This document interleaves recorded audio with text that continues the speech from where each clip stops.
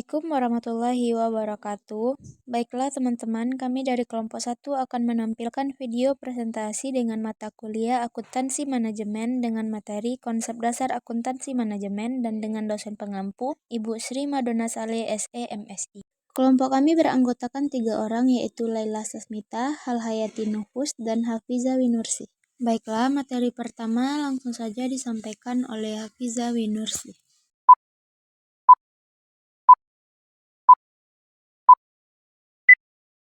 Pengertian akuntansi manajemen. Akuntansi manajemen adalah cabang akuntansi yang berfokus pada penyediaan informasi keuangan dan non-keuangan untuk membantu manajemen dalam perencanaan, pengendalian, dan pengambilan keputusan. Kebanyakan prosedur perhitungan biaya produk dan akuntansi manajemen yang digunakan pada abad ke-20 dikembangkan antara tahun 1880 dan 1925. Sebelum tahun 1914, banyak perkembangan awal yang menekankan pada perhitungan biaya produk, menelusuri tingkat laba perusahaan ke tiap produk dan menggunakan informasi ini untuk pengambilan keputusan strategis. Akan tetapi, penekanan pada hal tersebut mulai ditinggalkan sejak tahun 1925, seiring dengan munculnya pendekatan perhitungan biaya persediaan mengalokasikan biaya manufaktur ke produk. Agar biaya persediaan dapat dilaporkan kepada pengguna eksternal laporan keuangan perusahaan. Pelaporan keuangan telah menjadi pendorong untuk membentuk desain sistem akuntansi biaya. Manajer dan perusahaan bersedia menerima informasi biaya rata-rata secara agregat atas setiap produk karena mereka merasa tidak membutuhkan informasi biaya dari setiap produk yang lebih terperinci dan akurat mengenai setiap produk. Sepanjang perusahaan memproduksi produk-produk sejenis yang membutuhkan sumber daya pada tingkat yang hampir sama, informasi biaya rata-rata yang disediakan oleh sistem biaya dan dipengaruhi oleh sistem keuangan sudah cukup memadai.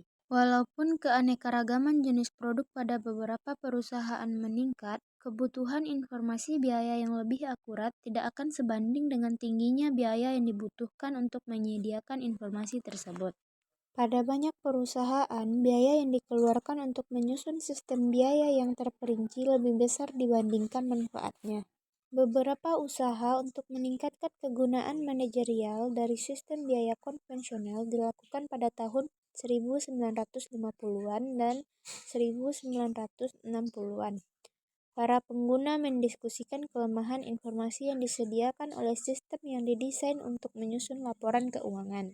Akan tetapi, usaha-usaha pada perbaikan sistem tersebut pada dasarnya terpusat untuk membuat informasi akuntansi keuangan yang lebih berguna bagi penggunanya, daripada untuk menghasilkan seperangkat informasi dan prosedur baru yang terpisah dari sistem pelaporan eksternal. Pada tahun 1980-an dan 1990-an, praktik-praktik akuntansi manajemen tradisional yang sudah tidak mampu lagi melayani kebutuhan manajerial banyak ditemukan. Beberapa pihak menyatakan sistem akuntansi manajemen yang ada sudah usang dan tidak berguna. Perhitungan biaya produk dan sumber daya yang lebih akurat dibutuhkan untuk memungkinkan manajer meningkatkan kualitas dan produktivitas serta mengurangi biaya. Sebagai tanggapan terhadap kelemahan sistem akuntansi manajemen tradisional, berbagai usaha dilakukan untuk mengembangkan sistem akuntansi manajemen baru yang dapat memenuhi kebutuhan lingkungan ekonomi dewasa ini. Baiklah, materi selanjutnya akan disampaikan oleh Laila. Konsep dasar akuntansi manajemen. 1. Pengukuran biaya. Biaya diukur untuk berbagai tujuan, termasuk penentuan harga pokok produk, evaluasi kinerja, dan pengendalian biaya.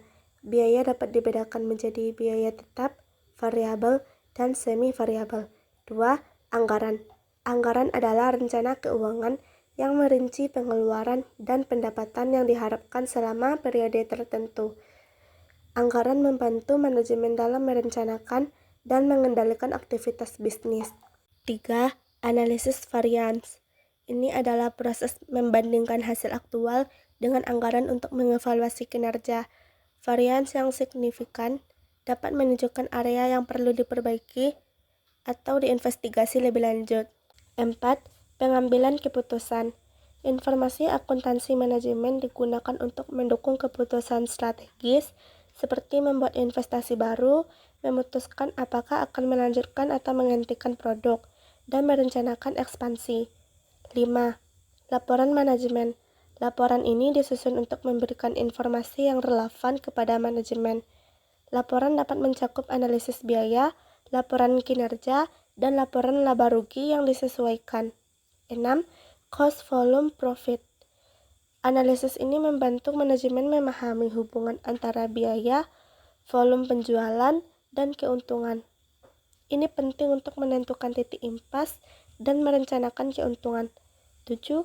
Kinerja dan penilaian. Akuntansi manajemen juga mencakup penilaian kinerja individu atau unit bisnis dengan menggunakan berbagai indikator kinerja kunci atau KPI. Peranan akuntansi manajemen. 1. Pengambilan keputusan. Akuntansi manajemen menyediakan informasi yang diperlukan untuk membantu manajer dalam membuat keputusan strategis dan operasional. 2. Perencanaan dan pengendalian. Akuntansi manajemen membantu dalam merencanakan anggaran dan mengendalikan biaya, sehingga organisasi dapat mencapai tujuan yang telah ditetapkan. 3. Evaluasi kinerja.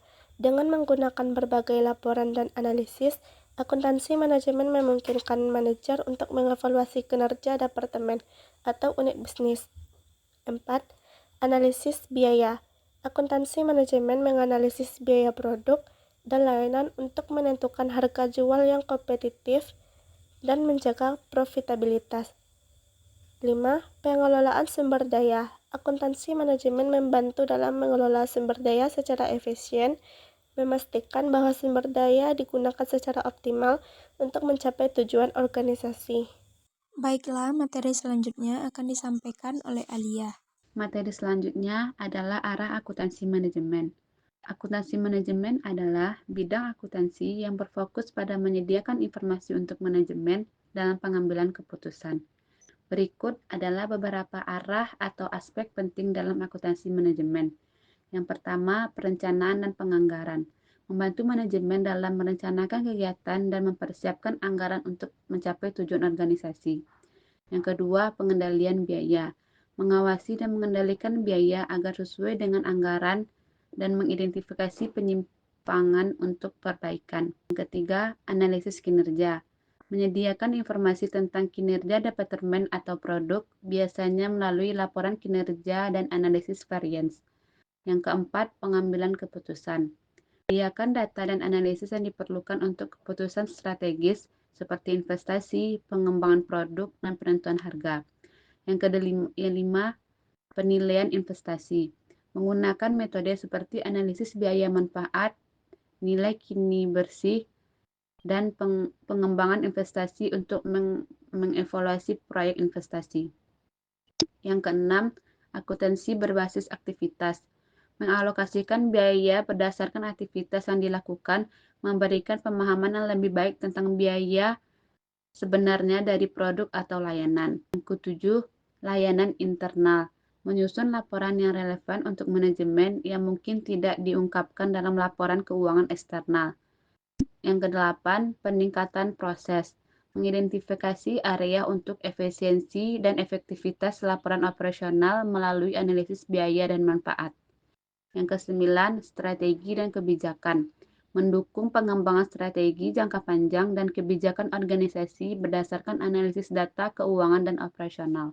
Baiklah, sampai di sini presentasi video kelompok kami. Bila ada kata-kata kami yang salah, mohon dimaafkan. Assalamualaikum warahmatullahi wabarakatuh.